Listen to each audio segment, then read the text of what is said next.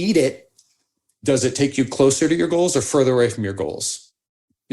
Next food, eat it. Does it take you closer to your goals or further away from your goals? And find that personalized prescription over time. Welcome back to the Digest This podcast. I'm your host, Bethany Ugardi, and today we have Jonathan Bailor. He is the founder and CEO of the fastest growing evidence-based wellness company, Sane Solution. He's also authored the New York Times bestseller, The Calorie Myth, and The Set Point Diet. He's starred in and produced the award-winning movie Better, has registered over 26 patents, and has done several TED Talks. His work has been implemented by top doctors from Harvard Medical School, Johns Hopkins, the Mayo Clinic, and the Cleveland Clinic. Jonathan lives in Washington with his wife and 2 daughters and is here today with me. Before we get to the episode, it's time for a bite of knowledge. Today's bite of knowledge, we are talking about L-Glutamine, and you don't want to miss this because some of this stuff, again, may surprise you, and you'll definitely wanting to be adding it to your daily routine. First of all, what is glutamine? It's an amino acid, and amino acids are molecules that play many roles in the body. Their main purpose is to serve as building blocks for proteins. Some supplements listed as L-Glutamine, but others simply use the term glutamine. Both are correct. It's produced naturally in your body. However, there are times your body needs more glutamine than your body can produce. So it's important to supplement if you're finding your body needs more. L-Glutamine deficiencies. So let's talk about those for a second. Some of the reasons a person might experience L-Glutamine deficiencies are shock or extreme stress, trauma, major infections, intense exercise, radiotherapy, chemotherapy, immune disorders such as HIV or AIDS, chronic gastrointestinal disorders such as Crohn's disease, or inflammatory bowel disease, and of course, the lack of L-Glutamine in the diet. So those are some L-Glutamine deficiencies. And it does help people with IBS. I kind of want to go back on that because that's why I started researching it myself. It helps IBS by working to protect the mucous membrane of the esophagus and intestines. The mucous membrane blocks bacterial infiltration during digestion. It also boosts immune cell activity in the gut, helping prevent infection and inflammation, as well as soothing the intestinal tissue. Because L-Glutamine is used for energy production, it can support the reduction of intestinal spasms. That's why people with stress-related IBS may also find that increasing their intake of L-Glutamine reduces symptoms. And that's one of the reasons why I included it in my digestive support protein powder and why so many have seen improvements while using my protein. The body releases cortisol when stressed, right? So that can lower the levels of L-Glutamine stored in the muscle tissue. Another reason why stressed individuals experience IBS symptoms is because their L-Glutamine is lowered, resulting in a weak stomach. One of the most important functions of glutamine is its role in the immune system. Studies have shown that glutamine supplements may also improve immune function in animals infected with bacteria or viruses. It is a critical fuel source for our immune cells, including white blood cells and certain intestinal cells. If the body's need for glutamine is greater than its ability to produce it, your body may break down protein sources such as your muscle. This is why people when stressed feel super fatigued, lose muscle mass, and or feel as if they just lifted weights for an hour, even though they haven't worked out. It's because their L-Glutamine is low and their body's trying to find it in other places, so it starts breaking down the muscle. Some research has reported that glutamine supplements may decrease muscle soreness and improve recovery after intense exercise. In fact, there was one study found that glutamine plus carbohydrates can help reduce a blood marker of fatigue during 2 hours of running. Let's talk about intestinal health for a second. So the human body, right, the immune system is mostly in your intestines. So that's why we really want to take care of our gut, AKA our immune system. That's where it all begins. That's where it lies. So, why is that, first of all? So this is basically because many of the intestinal cells with immune functions, as well as the trillions of bacteria that live in our intestines, impact our immune health. L-Glutamine or glutamine is an important energy source for intestinal and immune cells. Okay, so it's an energy source for that. It also helps maintain the barrier between the inside of your intestines and the rest of your body, thereby protecting against leaky gut. This prevents harmful bacteria or toxins from moving from your intestines into the rest of your body. And again, another reason why I included L-Glutamine in my digestive support protein powder, combined with the specific strain of probiotics and the gut benefits of pea protein overall.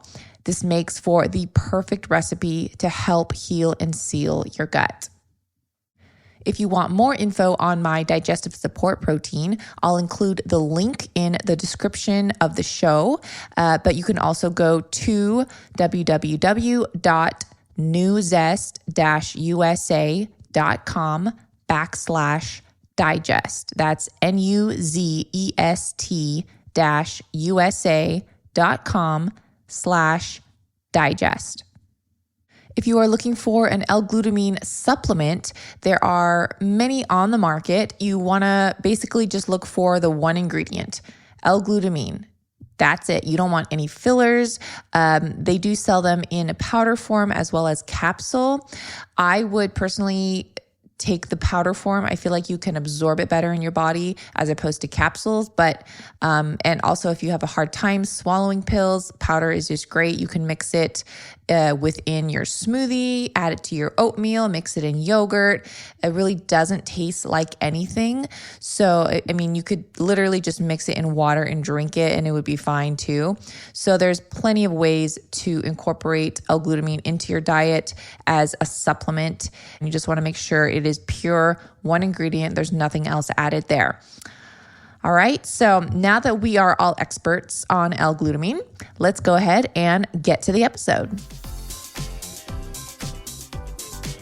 Welcome, Jonathan. Thanks so much for being here. Thank you so much for having me. Well, why don't you, I know I did a little bit of an intro about who you are, but why don't you tell everyone about yourself and who you are? I am a father of two, a husband, a CEO of a wellness company, a former Microsoft engineer, and I wrote a New York Times bestselling book called The Calorie Myth. So I don't sleep much. And we executive produced a movie called Better with Harvard Medical School last year, which is available on iTunes and Google. So yeah, also not sleeping for that either. You've got a lot happening. I know, you've had a lot of contact with high profile doctors, and you are the CEO of Sane Solution as well. And so why don't you share about what do you do? What is your focus? And then we'll get a little bit more into some IBS topics. My path is a little weird. So we actually invented a term for me. I'm a wellness engineer. And the reason we came up with that term is I started my career, let's say my big boy career at Microsoft. So I was a senior program manager at Microsoft for a decade. I worked on the Nike Plus Connect training and Xbox Fitness. And one of the reasons I really enjoyed working at Microsoft right out of university was complicated systems have always been interesting to me. I'm inherently a geek. Both of my parents are college professors, and human biology is and psychology are the two most complicated systems in the world, but also computers and networking is super complicated. So at Microsoft, I was able to combine both of those passions. And as a side project during that and before, I was a personal trainer. That's the way I paid my way through college. And I was doing research all throughout that time with these doctors you mentioned. Also continued that while at Microsoft. Eventually, I self-published a book called The Smarter Science of Slim, which had a 88-page, 8-point font bibliography. So it had over 1,100 citations because I did it over a decade for fun. quote unquote. What? So it wasn't like a ghostwritten book product. That book ended up going quote unquote viral before that was a thing. I didn't have a Facebook page. It sold like 20,000 copies online. The publicist who does all the Harvard Medical School press ended up seeing it, saying, hey, if I could sell this to a major publisher, would you be cool with that? I was at Microsoft at the time. So I was like, do whatever you want. It's cool. Microsoft was really supportive. The book became very successful. We then got funded to start a wellness technology company based on that research. So at that time, I did have to leave Microsoft because it became a for-profit initiative. That's where the company Sane Solution came from. And then we've had 2 spin-off companies since then. One is called Even Better Media, and that's about getting, essentially it's not formally a not-for-profit organization, but it doesn't make any money. We put out movies and things like that. And then we have a company called Nourish, which is for-profit, and that is creating consumer packaged goods that really embody this research in either pill, powder, or food form.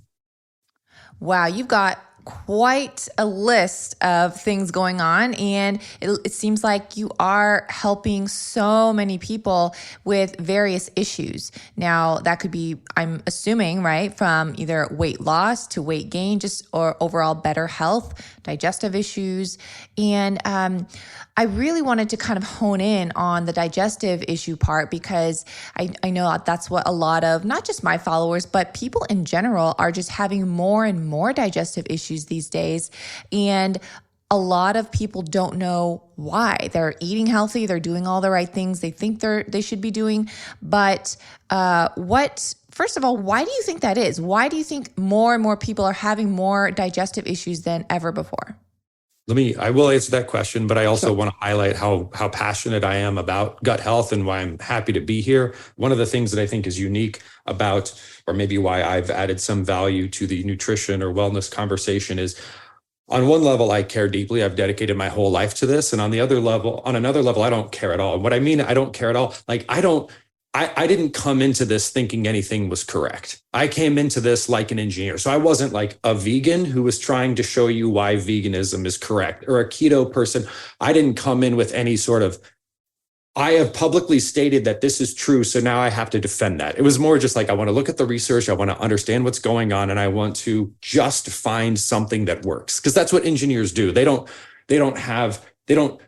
care why the bridge works, or they don't have political beliefs about how bridge building should be done. They're just like, the bridge just needs to hold people and not collapse, right? That's their focus. So during that research, what really emerged was 3 underlying things that we have to better understand before we can make any meaningful progress for any of the health issues we face. And that's our brain, our hormones, and our gut. So this really makes up the backbone of all my research.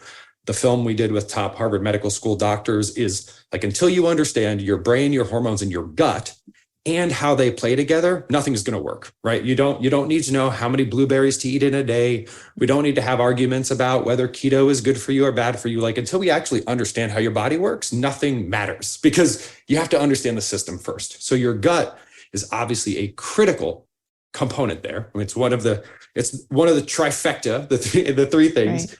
And the reason for that, in part, is your gut is, and sorry to use a bit of a colloquialism, but your gut is your second brain. You've probably heard that said, but you have more bacterial cells in your gut that are not part of your body, like they're not human cells, than you have of actual human cells throughout your body. And I mean, when you talk about the impact this has on your life, we've actually seen research where the bacteria that live in your gut, right, that they're living organisms and they're not you. It's really important to understand, right? If you have an ant crawling on your skin, that ant is on your body, but it is not your body. So you have similar little bugs in your gut that are in your body, but they're not literally your body. But they have a deep influence on your body to the point where they have to eat. And they can literally cause you to crave certain foods rather than others so that they can eat. So certain bacteria will crave more sugary and starchy substances, where certain bacteria will crave what we would consider to be healthier foods. So when people say, like, I have sugar cravings, they might not have them. The trillions of bacteria in their gut may have those cravings. And if you really think about that for a second, it's really trippy. Like you are trying to solve your quote unquote cravings, but they're not yours. They're actually the cravings of other organisms living inside you, which is really, really important. I love how you're explaining this because it's really important for people to understand, and you explain it so simply. So yeah, please continue. Thank you. And a lot of it, again, we are fundamentally just starting to understand these things. And I'll give another example of that in a second. So in some ways, we're not to blame. It's not like, well, everybody knows this, we're just learning about it. Why are more people having gut issues? This could be the whole podcast, but in terms of what's been going on over the past 2 years, especially, it's not an easy time to be a human being, right? One of the most toxic things that affects our gut health and our overall health is stress and social comparison and things like isolation. People, again, want to talk about keto versus whatever, social isolation is worse for your health than probably any food you could ever eat. There's a reason that if you really want to punish someone who's already in prison, you put them in solitary confinement. They're already in prison and we're like, that's not enough. You need to be alone in prison, but we do that to ourselves. Anyway, so we're living in a very stressful, very emotionally toxic time. And there's a reason that when you feel things like anxiety and depression, you feel that in your gut as much as you feel that elsewhere. So that really causes a toxic gut environment, not to mention toxins in our food, so on and so forth. But just as an example of how little we understand about our gut health and how therefore much we can improve it, because there's a benefit to ignorance too, in the sense that, if you've been studying math for 20 years, the likelihood that you're going to learn something tomorrow that will completely revolutionize your life from a mathematical perspective is low, because you've been doing it for 20 years. But, day one of learning algebra, you're like, whoa, 1 + 1 = 2. You mean I can take numbers and I can add them together? Bam, I make so much progress so quickly. So one example of that from a gut health perspective, we don't have to spend too much time on this if you don't want to, but a lot of us have heard of probiotics. We may not fully understand what they are, but we've probably heard of them. We may have started hearing about prebiotics. Mm-hmm. Almost no one has heard of postbiotics.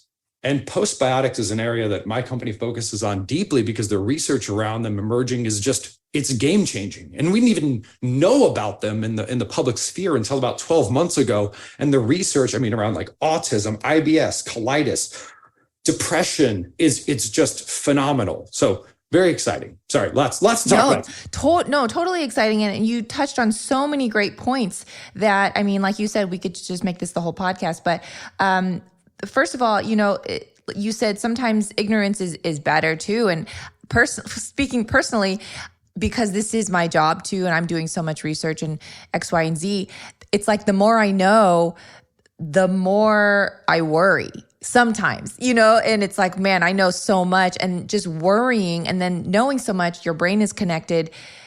And then that affects your gut because you're just over worrying, and then anxiety comes, and it's like a full circle. And, I'm sure you know this too. And I want to just ask you did touch also on hormones, and hormones are produced in the gut. At least I know a few of them are. So many things are produced in the gut. And so just wanted to see how that all comes together as a whole, because we are just so connected.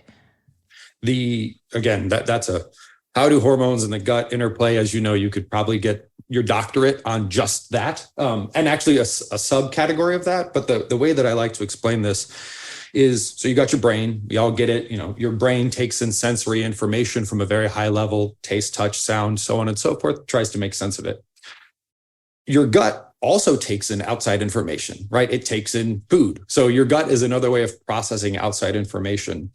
Your hormones are essentially the language your brain and gut speak to communicate, right? This is a radical oversimplification, but your brain's up top, your gut's down below, and they're communicating via hormonal signals. So for example, if your brain says, I'm feeling anxious, you're going to get a gut feeling there. If your gut starts to get feelings around anxiety, it will actually cause the release of certain hormones like dopamine and serotonin, which then go up into your brain and give you sensations of anxiety and depression. So things like anxiety and depression, which most of us would be That if I were to say, sorry, this is a little bit silly, like where does love come from? Point on your body. Most people wouldn't point at their toes. They would probably point to their heart. Where does love come from? It comes from my heart. Now that's not literally true, but we have an intuitive sense of that. So if you were to say, where does anxiety come from? I bet most people wouldn't point to their toes. They would probably point to their brain. My brain is responsible for anxiety. My brain is responsible for depression. Why do I keep bringing these things up? Because we're seeing skyrocketing rates of them, and it matters for gut health. But a lot of these emotional issues that we face, such as anxiety and depression, really start in our gut. That's where these hormones are being generated. And if we can help to heal our guts, that sounded weird, heal our guts, help to heal our gut, we can really get at the root cause of some of these emotional problems that so many are suffering from nowadays.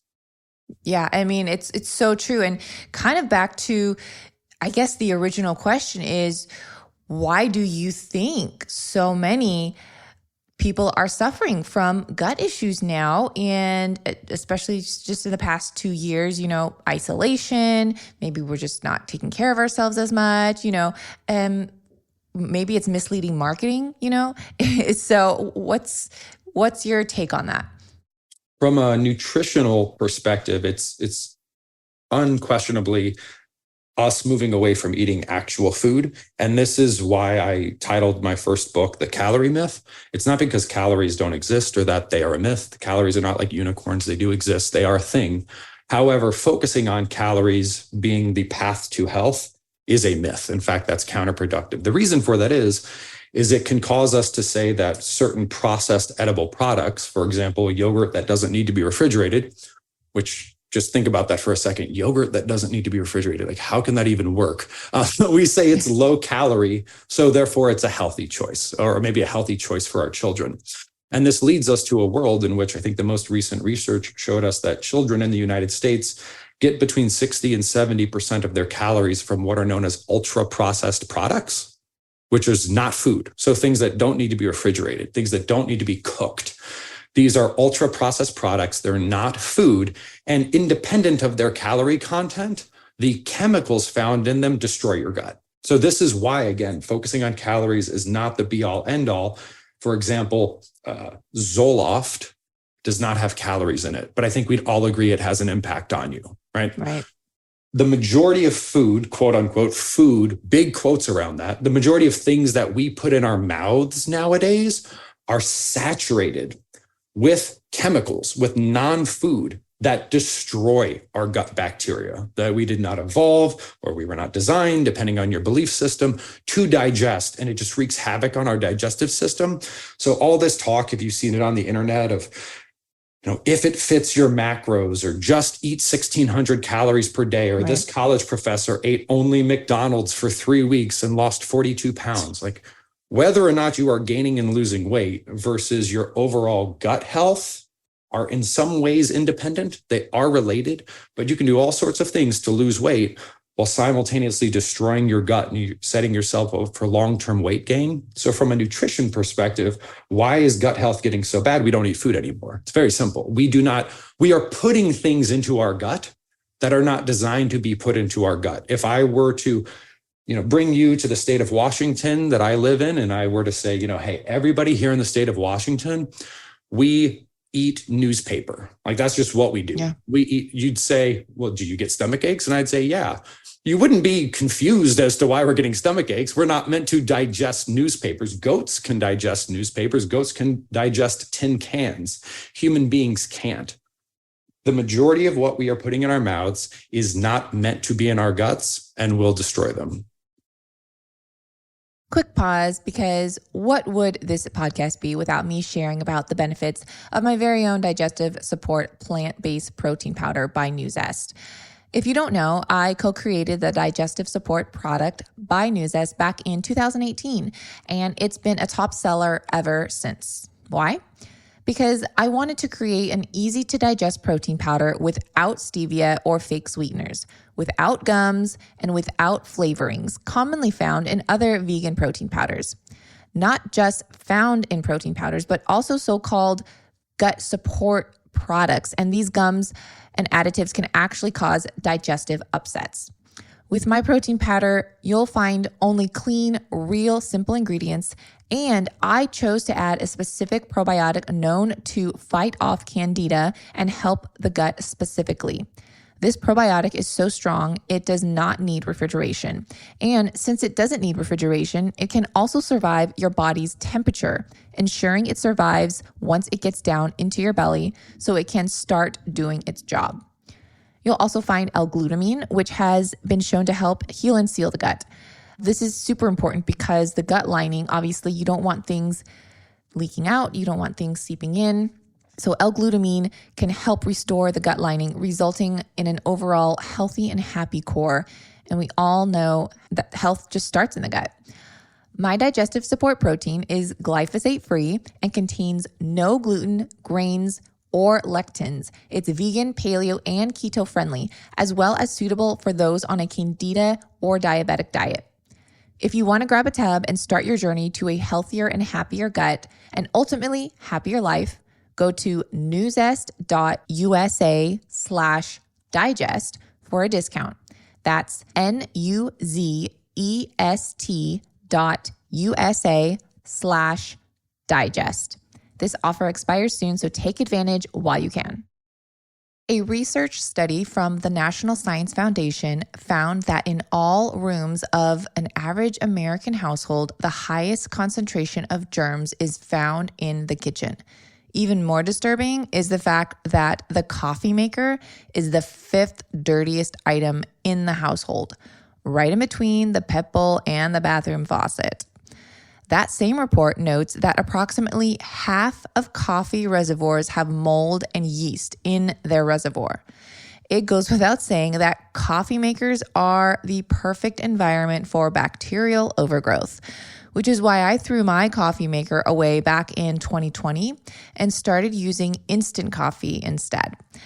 But we all know how horrible instant coffee tastes and can be for our health. Back in 2020, I found La Repubblica coffee, which makes instant coffee you would never know was instant. In fact, I found their coffee to taste even better than the finest fresh brewed coffee. And I'm not the only one who thinks so. Countless of my Instagram followers have come back to me saying the same thing over and over again. After recommending La Repubblica coffee to them, they're not going back either. Their process is like no other instant coffee out there, with the result of fine powder, no shiny, big granules like the typical instant coffee. It is USDA organic certified, so you can feel confident no pesticides are used. Plus, it's mold-free. It's time to toss out your coffee pot, which takes up space on your counter anyways, and switch to a cleaner coffee you can trust and feel. Once you try it, you won't go back to brewing, washing your pot each night, or buying filters. Go to LaRepublicaSuperfoods.com. That's LaRepublicaSuperfoods.com and use the code LittleSipper10. That's LILSIPPER 10 for a discount. We weren't eating this. Our ancestors weren't eating the things we are today, and they weren't having the issues we're having today. And things are evolving. And even if you see something that is quote unquote natural on a label, the ingredients they say is natural, but it's been through, I don't know how many steps of processing and bleaching and extracting and all these things, and it's not food anymore. What would you say to some people that maybe have gut issues, and there's two ends of the spectrum? Some people, they have IBS and they're losing drastic weight, right? And they're like, I can't keep weight on. And then there's the other end of the spectrum. They say, I have IBS, I can't stop gaining weight. What's happening there? I am very careful to not talk about things that I have not researched heavily. So I have not studied IBS as an independent condition. Okay. But what I can do is, when speaking about gut issues in general, I think it's really important for us to understand the difference in lifestyle between how we eat to avoid these issues and how we eat to heal from them once we already have them. Because I think that's a big source of confusion when people are researching these topics, I have friends who eat a certain way and they don't have any problems. Well, if they don't have an actual medical condition at this time, they can certainly eat in a way that someone who has that medical condition can't eat. That doesn't mean they won't eventually get it, but it's important to understand that there is a way to eat that will, one, cause digestive issues.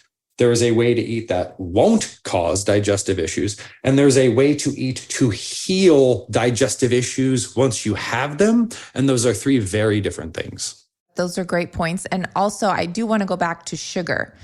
So is sugar the new smoking? I think so. I did a TEDx talk on that.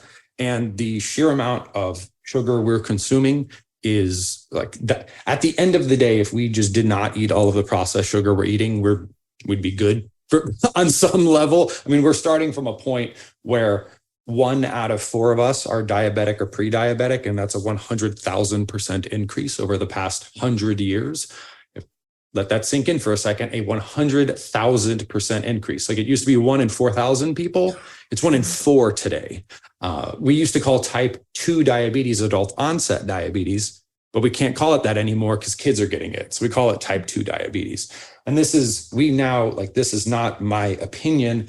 There have been studies done which show that we can correlate added sugar consumption with the development of diabetes as tightly as we can correlate tobacco smoking with lung cancer. So it's not actually technically true that smoking causes lung cancer. If smoking caused lung cancer, everyone who smoked would get lung cancer, right?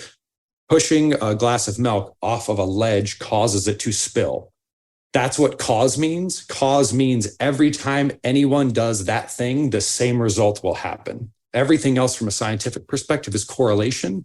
But once correlation is tight enough, we start to use the term causation. So we do say smoking causes lung cancer. With the same level of certainty, we can say added sugar consumption causes diabetes. And diabetes causes blindness. Diabetes causes amputation. Diabetes causes weight gain. It's terrible. It is a deadly disease that just because we can quote unquote manage it doesn't mean it's something we want to deal with. So sugar is toxic. It absolutely destroys your gut bacteria, and it is in absolutely everything. And it is being marketed directly at our children in a way that if smoking or cigarettes were done that way, we would make it illegal, which we have. Yeah. We've actually made it illegal to market cigarettes and tobacco products to children, but big corporations still do it with sugar with no remorse. Yeah. What's your opinion on natural sugar, like honey, fruit, and things like that? I think it depends on your goals and where you're starting from. So this is very important. Like that sounds like a cop-out, but it's really not. If you're running a marathon, the role of sugar in you completing that marathon is wildly different than if you're a 400-pound sedentary person with irritable bowel syndrome, right? So it's impossible to say are natural sugars good or bad for you without knowing who the you in question is. Sure. And what about, the fake sugar that is still, I guess, considered healthy, like stevia and monk fruit? Because, my followers know, my opinion on stevia in particular, but I'm just curious about what you feel. We talk generally about a few categories of sweeteners. So there's natural caloric sweeteners. So that's, you mentioned honey, for example. It's natural and it contains calories. Then there are natural non-caloric sweeteners. That's things like stevia, erythritol, low-hongo, etc. They may have trace amounts of calories, but they're not really metabolizable sources of energy. Then there are unnatural non-caloric sweeteners. And those are things like aspartame and sucralose and blah, blah, blah, blah, blah. Those are never good for anyone ever. So remember, before I kind of gave this hedged answer of like, well, is honey good for you? It kind of depends.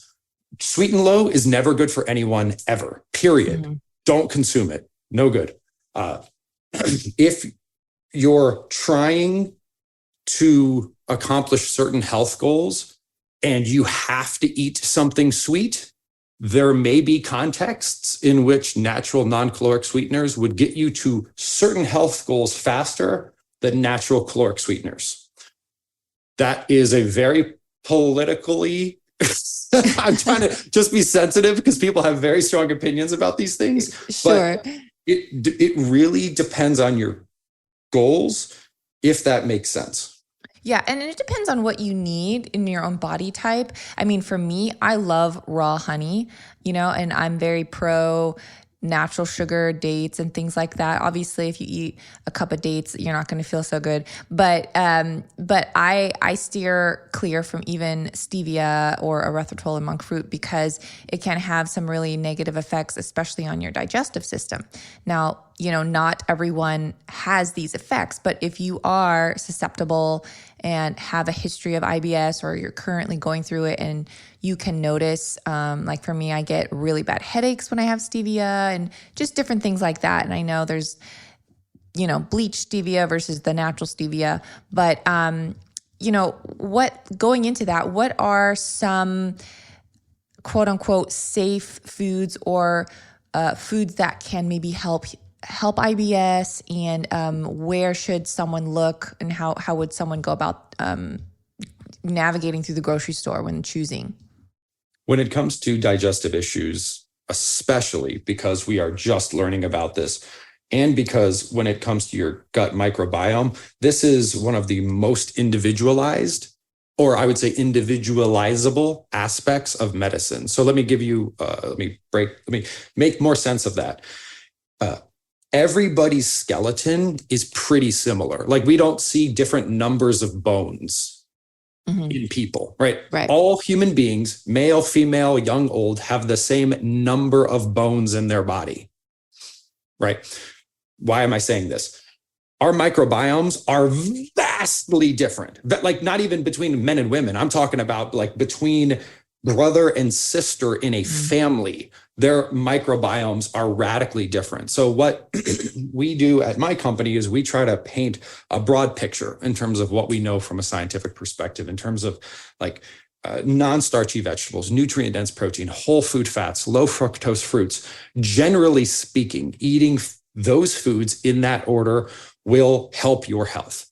And in fact, eating so many of those foods that you're too full for processed starches, processed sweets, unnatural fats, again, that is the key to health generally. And you must self-experiment, especially with digestive issues. I mean, I can't tell you, I have never seen an area of health that varies so wildly as digestive issues. And I think we all know people, or even ourselves, just like, when I eat celery, I get diarrhea. No one else in my family does, but there's something about celery. Yeah. Can't eat it. Or I can eat this food cooked, but if I eat it raw, it just wrecks me. So that's why, especially when it comes to gut issues, saying do this, don't do that, with the exception of things like artificial sweeteners or not unnatural foods. Right, chemicals, yeah. Eat it. Does it take you closer to your goals or further away from your goals? Next food, eat it. Does it take you closer to your goals or further away from your goals? And find that personalized prescription over time. Yeah, and I experienced that with myself too. And even with myself on certain days or times of the month, like I can eat something and then 2 weeks later I have the same thing and I'm like, oh, that didn't sit well, and it could be, my microbiome is like different just from 2 weeks ago, and that could be hormones. It could be a number of things, right? And so it's just so interesting. May I share a personal story along those lines? Go for it. So any folks who have followed me for a long time, I actually don't know if I've talked about this publicly yet. So it's an exclusive on your show. Breaking news. So I'm like vegetable man, right? I've just like from the rooftops from the beginning of when I started talking about this stuff, I was just like, more green leafy vegetables, more green leafy vegetables, more green leafy vegetables. Also, since as long as I can remember, okay, let's just be real here, horrible gas. And I just thought diarrhea was normal. So I just thought that's how people go to the bathroom. Cool, because you don't really watch other people go to the bathroom. So the only way you know is either by having children or, anyway. So constant gas, lots of diarrhea, to the point where it even like impacted my professional life. It was not a good situation. So Recently, I started doing some experimentation with not so much changing what I ate, but changing the time of day that I eat it. So after literally 20 years of trying, so there was a supplement that helped, but I don't want to talk about that, or we can talk about that later. Simply focusing on me consuming non-starchy vegetables after 3 p.m. Don't ask me why. I don't know. I'm a science guy, but I don't know. If I consume non-starchy vegetables or fiber-rich food before 3 p.m., digestive nightmare.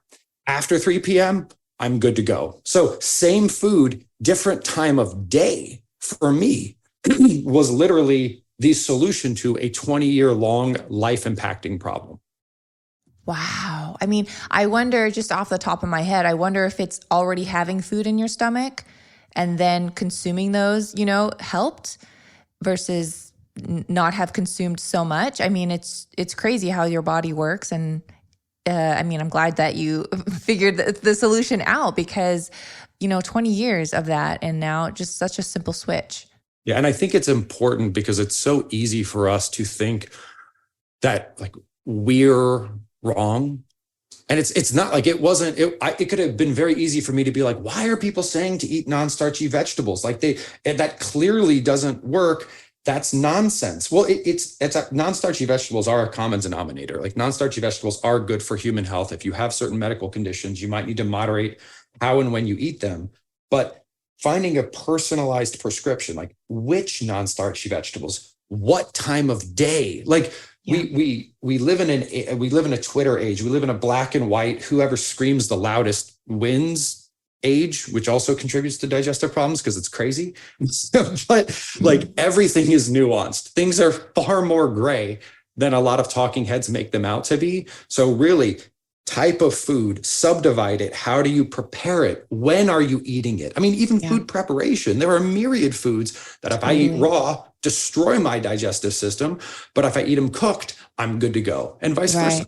Or, even soaking grains versus, or soaking nuts or sprouting them. Or, again, personally, like I can be totally fine eating a certain amount of a food, but then if I eat too much of it, oh no, it's horrible gas, but if I stay under this limit, it doesn't affect me, So some people just think, well, if this food is good, if I eat more of it, it must be better. Well, not all the time.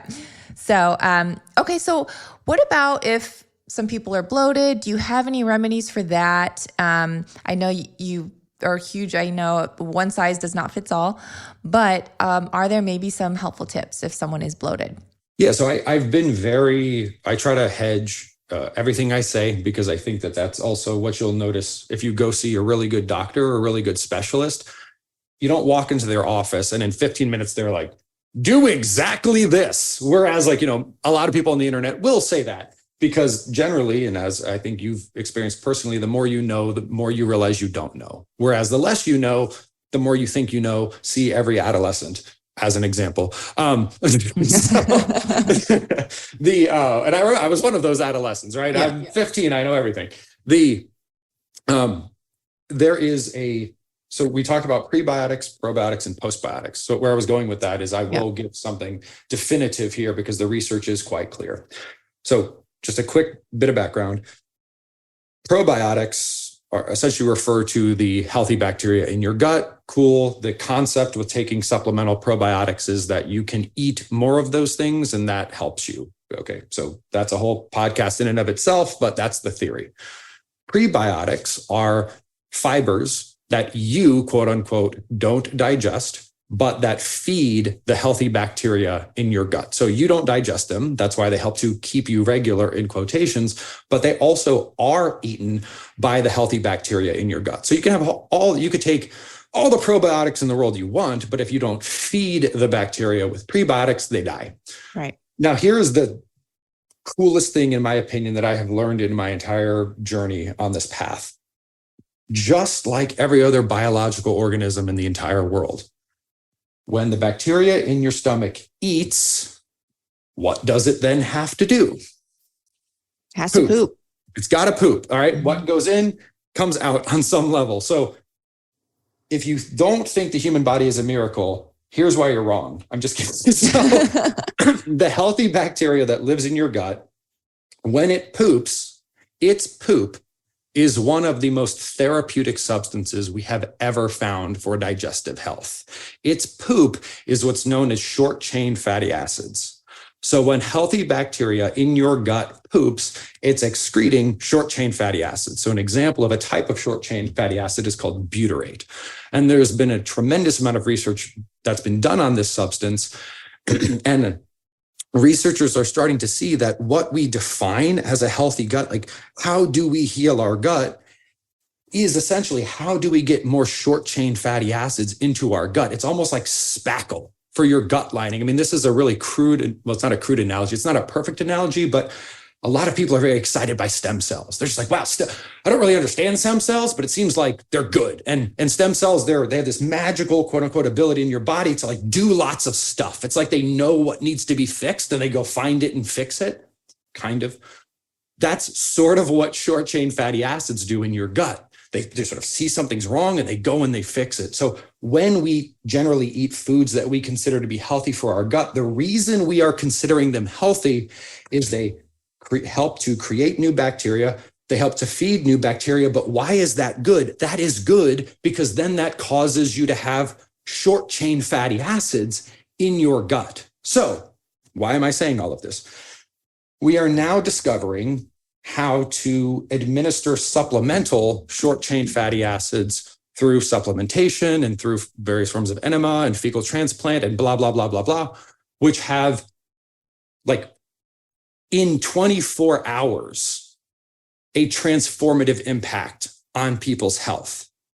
And this is like, so what is the common denominator here? Increasing the amount of short chain fatty acids, such as the substance butyrate, that you're getting into your digestive system and specifically your lower colon. This is a common denominator that is proven to help gut health. And personally has helped me, has helped members of my family. My mother-in-law had a potentially fatal condition where everything she ate was coming out. Like she was already small. She was like to the point where like IVs would need to be administered, so on and so forth. We were able to get her on an early version of a product we now sell, full disclosure. And that within 7 days, she was good to go. Like eating food, Amazing. Keeping it down. So amazing. And yeah, I do want to touch on post-biotics because that's new to me and I'm super interested in that. And I'm still just fascinated because of the prebiotics, right? Obviously like prebiotics, I know like different forms of prebiotics with artichoke, green bananas, like different things like that. But you do want to feed the bacteria in your gut because they are living. You want to keep the good bacteria alive. And the poop, I mean, poop is not a foreign language over here, but it's fascinating that it actually helps in your body, you know, because you would think, oh, the poop from the bacteria is going to be toxic to your body, but it's actually beneficial, which is just so amazing. But why don't you share a little bit about postbiotics? Yeah, postbiotics, that's just the name of if you think about it. So pre is the food that probiotics consume, and post is the excrement that comes out after that process. So the long and short of postbiotics is, for many of us, listeners to your show are probably a bit more, are far savvier than the average person. But if you ask the average person, you know, what do you do to stay more regular or to improve gut health? They'll say eat more fiber. If you ask them why, they will say, I don't know. Right. Sort of or like, it bulks up my stool or something like that. Right? I don't know. Yeah. But the real reason that fiber consumption, like, yes, it's great that it keeps you regular, but fiber consumption on many levels is what allows your body to create naturally postbiotics. It's what creates an environment and feeds the environment that will create this healthy excrement, which is known as postbiotics or short chain fatty acids. And now this is very important because I'm a huge fan of using food as medicine, and you can't really eat short chain fatty acids. It's just There's some of them in butter, but you cannot eat a therapeutic level of postbiotics. That can't come from food. It is something that your body must produce or that you must administer directly into your body. So this is like super, super, super important, because if you have, let's say, a problem with your body's ability to produce estrogen at a medical level, yes, there are certain foods that might help that. But if you have a deep estrogen deficiency, like, we need to get straight estrogen into your body, or we need to fix the underlying cause of the estrogen deficiency. So when we're seeing that, and here's why this is interesting for people potentially with IBS and colitis, they're caught in a really difficult catch-22, where if you want to use natural in the strictest sense of the word, the natural way to increase the amount of postbiotics in your body is to consume radically more fiber. If you want to mess up the life of someone with colitis or IBS, many of them, have them consume 150 grams of fiber in a day. Oh yeah, I know. Too much fiber is like horrible. Not going to work, right? Yeah. But so now you're in a catch-22 where I'm sitting here saying the number one thing that you can do to improve your gut health is to have more postbiotics inside you. And the way you do that is by doing something which will make you poop will just wreck you. So what do?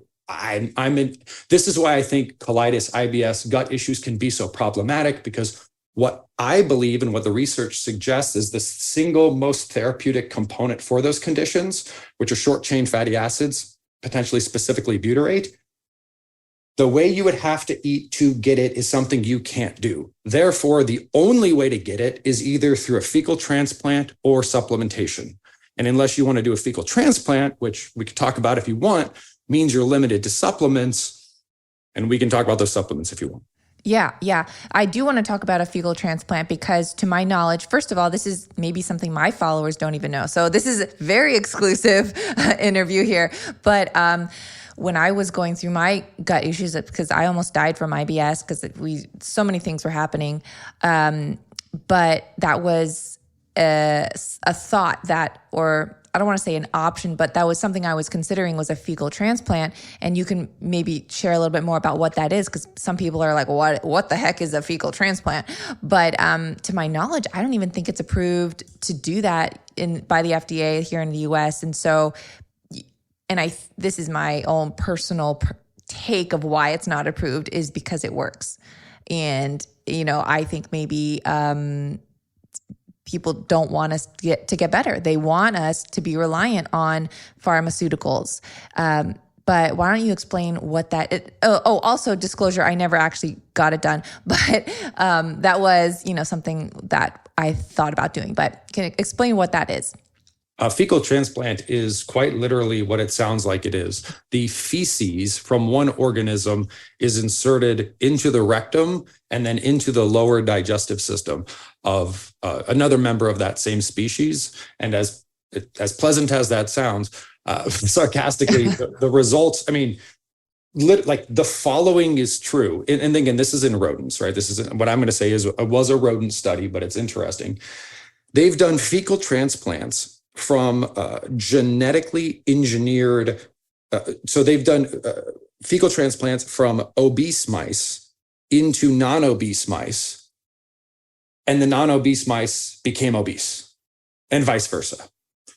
And they've done fecal transplants for individuals who have been suffering from depression into individuals who have not been suffering from depression. And then those individuals would suffer from depressive symptoms, because you're essentially taking the gut microbiome, which in many ways defines the health state of one organism, and you are implanting it into another organism. So it's almost like if you could do a brain transplant. Like, I'm taking it a little bit far here, but I don't think anyone would argue that if I took my brain and put it in your head, you would change pretty quickly, pretty radically, and vice versa.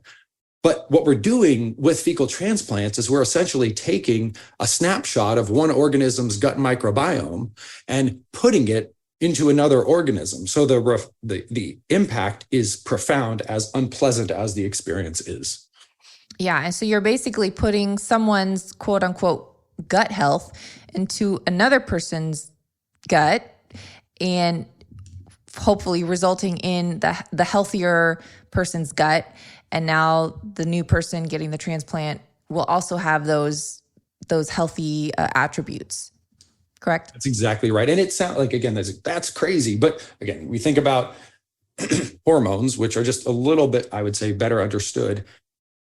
If you were to take a hormone, say testosterone, from someone else's body and put it into your body, or from a bowl, for example, or from a lab, we call those steroids, and put them into your body, it's going to have an immediate and profound impact. You are taking a straight concentrated hormone and you are putting it directly into your body. It has a big impact.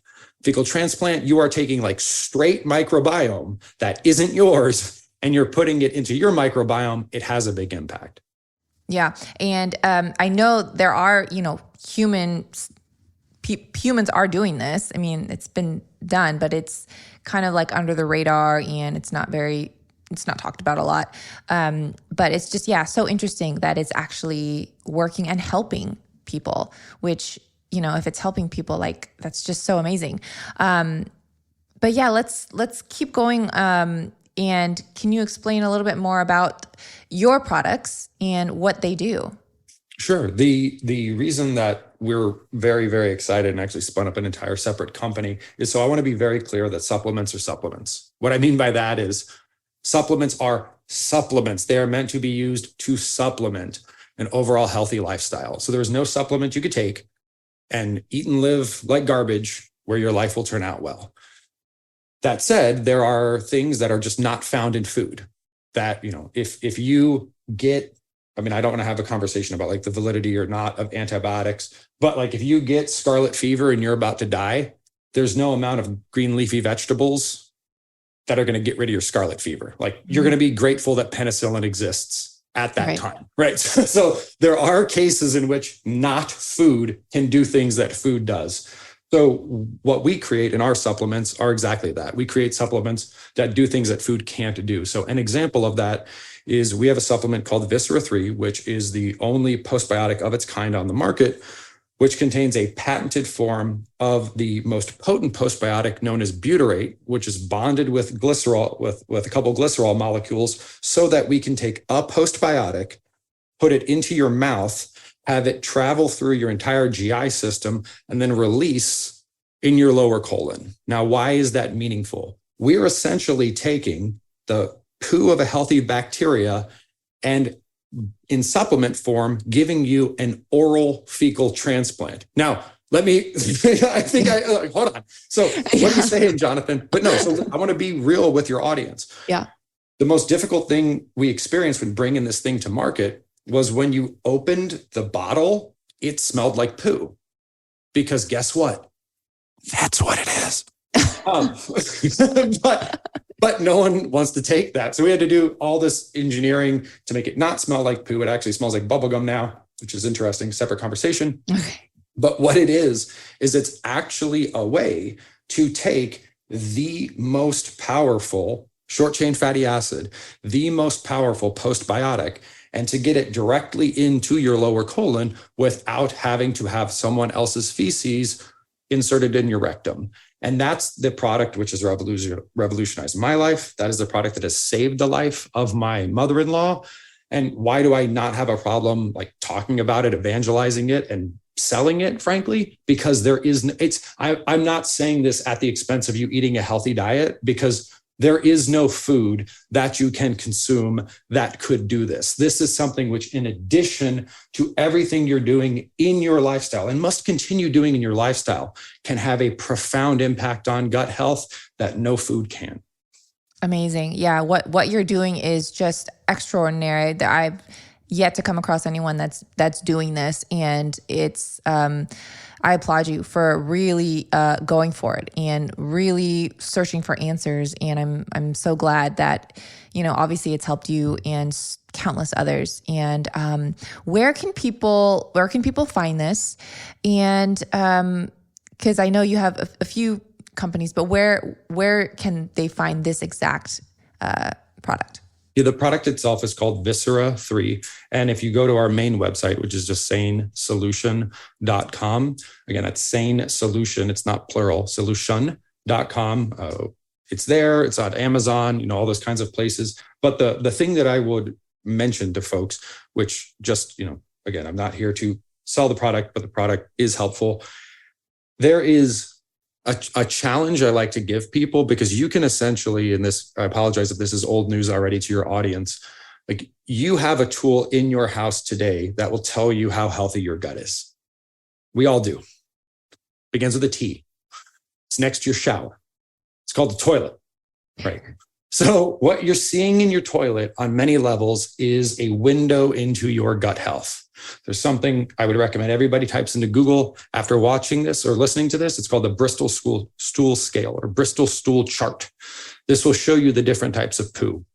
So if you're not pooping daily, that's a problem.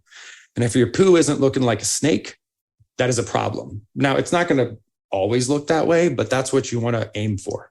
And one of the things that we found to be the most exciting about this product, Viscera 3, so many people have tried this product, and within a week, they can see a difference in their toilet. Your IBS, no medical condition is going to go away in a week, right? Medical conditions take time to heal.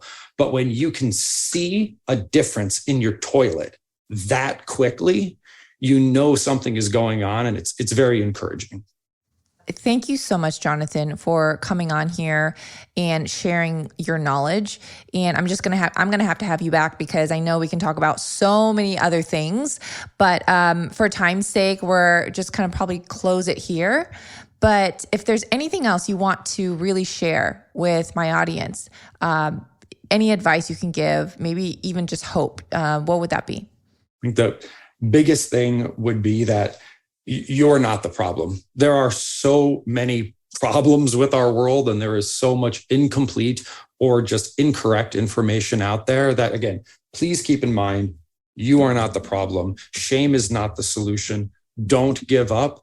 And if you do get a chance, I would recommend hopping over to bettermovie.com. This is the film that we did with some top doctors at the Harvard Medical School, where we talk about brain gut hormones. But it's as much a journey of hope and inspiration as it is a scientific journey. And I know a lot of us, myself included, could use some hope and inspiration given what's been going on in the world. So that's bettermovie.com. All right, great. And I'll put that in the show notes too, so you can go directly there and click on that. So thank you so much, Jonathan. Thank you. Thanks for listening to this episode of Digest This. If you enjoyed this episode, please leave a review in your podcast app to let us know. If you're ever wondering how you can support me and this podcast, sharing it with your friends and family is the best way. This is a Resonant Media production produced by Drake Peterson and edited by Chris McCone. To email the show, message us at digestthispod@gmail.com. See you next time. The content of this show is for educational and informational purposes only. It is not a substitute for individual medical and mental health advice and does not constitute a provider-patient relationship. As always, talk to your doctor or health team first.